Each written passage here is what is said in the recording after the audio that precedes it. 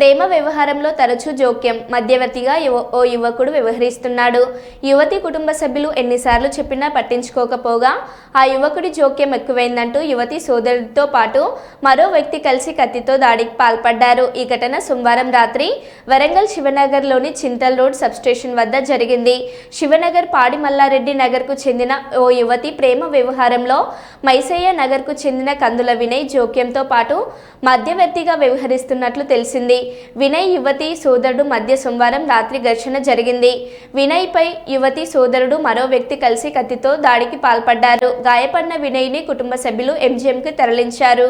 అది కూడా లేదు, వాళ్ళు పెళ్లి చేసుకోలే, ఏం చేసుకోలే, వాళ్ళకి ముచ్చట తెలిసిందని చెప్పి నేను మధ్యలో అని చెప్పేసి నా కేంద్రంలో నన్ను పట్టుకొచ్చి ఈ సిచ్యువేషన్ మళ్ళీ ఇంటికి వచ్చి కూడా నాకు భక్త అఖిల్, డీజే అఖిల్ అని చెప్పేసి ఆయన ఫోన్ చేసి మాట్లాడదాం 10 నిమిషాలు, నేను ఆఫీస్లో ఉండి నేను వస్తానని చెప్పేసినా కానీ నాకు పదే ఫోన్ చేసినా కానీ నేను 10 నిమిషాలు వస్తానని చెప్పి మాట్లాడదామని చెప్పి పిలిచిందన్నమాట. పోయేసరికి మాట్లాడదామని చెప్పి లోపల తీసుకుపోయి కత్తి తీసుకొని వచ్చింది వాళ్ళ బామ్మర్ది, ఇలాంటి బక్కకిల్ వాళ్ళ బామ్మర్ది జండు పాల్సర్ కత్తి తీసుకొని వచ్చి నన్ను కూడా పొడిచింది. ఇక్కడ వచ్చి నేను కట్లో పొడుస్తా అంటే నేను తప్పించుకునేసరికి నాకు విశాంతి తాగింది.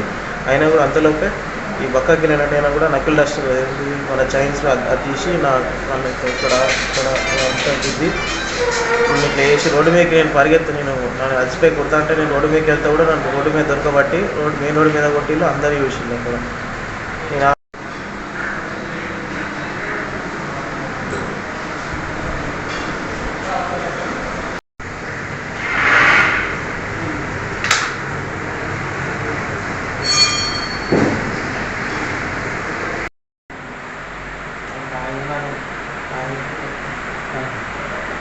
సరే